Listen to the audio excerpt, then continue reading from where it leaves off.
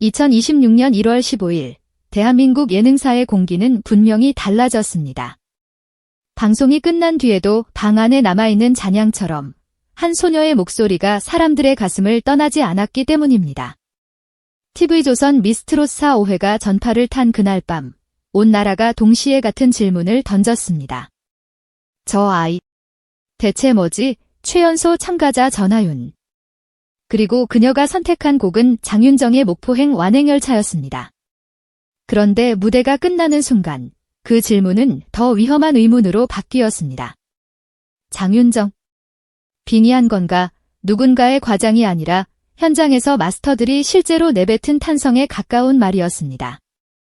기립박수가 터졌고 숨을 삼키는 소리가 객석을 가득 메웠고 스튜디오 밖의 시청자들은 리모컨을 내려놓은 채 멍하니 화면을 바라봤습니다. 단순한 잘 부른 무대가 아니라 사람의 기억을 통째로 흔드는 사건이 벌어진 겁니다. 목포행 완행열차는 겉으로는 부드럽게 흘러가는 듯하지만 속은 칼날처럼 예민한 곡입니다. 이 노래의 무서움은 고음이 아니라 감정의 무게에 있습니다. 한 글자라도 가볍게 발음하는 순간 노래는 바로 무너집니다. 우리의 사랑은 이제 여기까지가 끝인가요? 이 한 줄은 그냥 가사가 아닙니다. 누군가에게는 삶의 한 페이지를 찢어내는 통증이고 누군가에게는 떠나간 사람의 그림자를 붙잡는 절규입니다. 성인 가수들도 이 곡 앞에서는 조심스러워집니다. 그런데 전하윤은 10살입니다. 상식적으로는 불가능해야 합니다.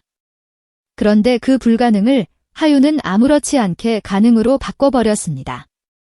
문제는 그 방식입니다. 억지로 어른 흉내를 내는 게 아니었습니다. 아이의 순수함으로 첫 이별의 충격을 만들어냈고 그 순수함이 오히려 더 깊은 슬픔으로 번져나갔습니다. 그래서 사람들은 더 아팠습니다. 계산된 연기가 아니라 영혼이 진짜로 떨리는 느낌이었으니까요. 무대에 서는 순간부터 이미 게임이 끝나 있었습니다. 전하윤은 작은 몸으로 무대 중앙을 점령했습니다. 어깨를 펴고 발을 단단히 고정하고 시선을 흔들리지 않게 세웠습니다. 어린 참가자 특유의 귀여움이나 긴장한 티가 없었습니다. 오히려 전장에 들어서는 장수처럼 비장했습니다. 마스터들이 먼저 반응했습니다. 자세가 너무 좋다. 비장함이 느껴진다. 이 말은 칭찬이 아니라 경고에 가까웠습니다. 지금부터 큰일 난다는 예고였던 겁니다. 그리고 반주가 시작되자 전하윤의 얼굴은 1초 만에 바뀌었습니다. 방금 전까지 무대 뒤에서 웃던 아이의 표정이 사라지고 온몸으로 이별을 삼키는 한 사람의 얼굴이 등장했습니다. 그 전환이 너무 정확해서 보는 사람의 머리가 아니라 척추가 먼저 반응했습니다.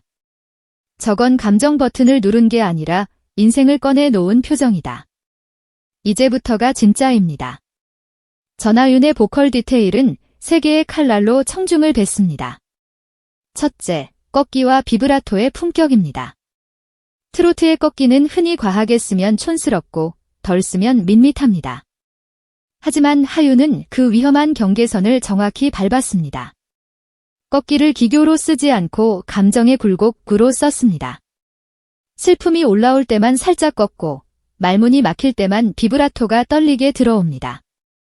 마치 사람이 울음을 참고 말하다가 목이 잠기는 순간처럼 그 떨림이 현기가 아니라 현상처럼 들렸습니다. 특히 저음에서 소리를 받쳐주는 힘이 놀라웠습니다. 흔히 어린 목소리는 얇고 가벼워서 저음이 흔들리기 쉬운데 전하윤은 바닥이 단단했습니다. 저음에서 이미 중심이 잡혀 있으니 고음으로 올라갈 때도 소리가 튀지 않았습니다. 흔들림 없이 매끄럽게 마치 레일 위를 달리는 열차처럼 정확히 올라갔습니다. 그 순간 관객들은 깨달았습니다. 이 아이는 목소리를 내는 게 아니라 목소리를 분전한다. 둘째, 호흡의 공포입니다. 목포행 완행열차는 호흡이 긴 구간이 많고 감정을 실어야 해서 더 숨이 가빠질 수밖에 없습니다. 그런데 하윤은 숨을 들이마시는 타이밍 자체가 드라마였습니다. 첫 소절 직전 내뱉은 깊은 한숨 섞인 호흡, 그게 이미 노래의 시작이었습니다. 평범한 가수라면 숨을 쉬고 노래를 하지만 전하윤은 숨으로 노래를 했습니다. 그리고 가사가 끝난 뒤에도 여운을 남기는 끄덕 처리. 그 아주 짧은 마무리에서 사람들이 무너졌습니다. 노래가 끝났는데 끝난 게 아니었습니다. 숨이 남아 있었고, 감정이 남아 있었고, 눈물도 남아 있었습니다. 그래서 마스터석에서 탄성이 터졌습니다.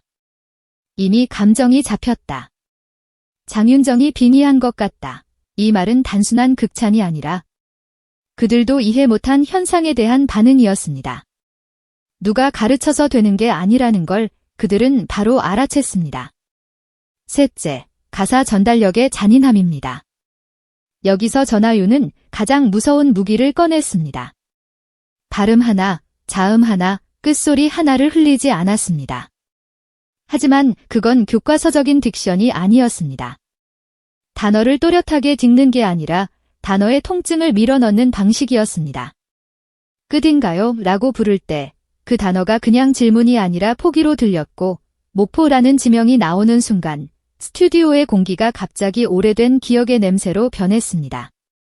목포는 많은 사람에게 단순한 도시가 아닙니다.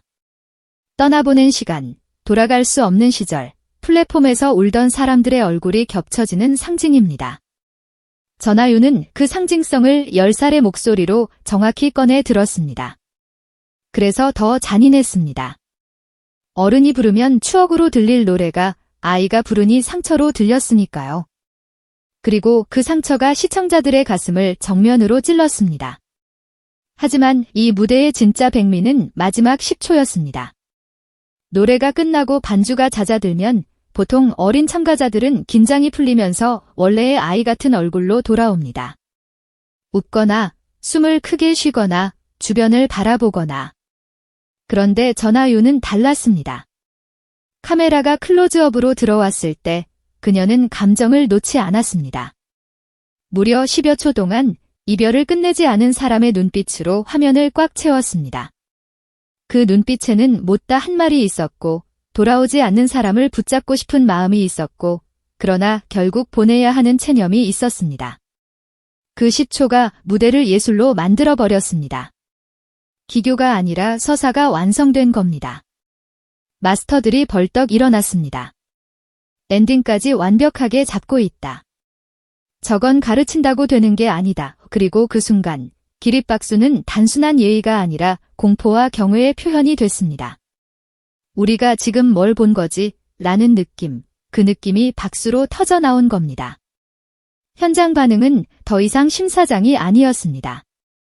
사람들은 노래 중반부터 훌쩍였습니다.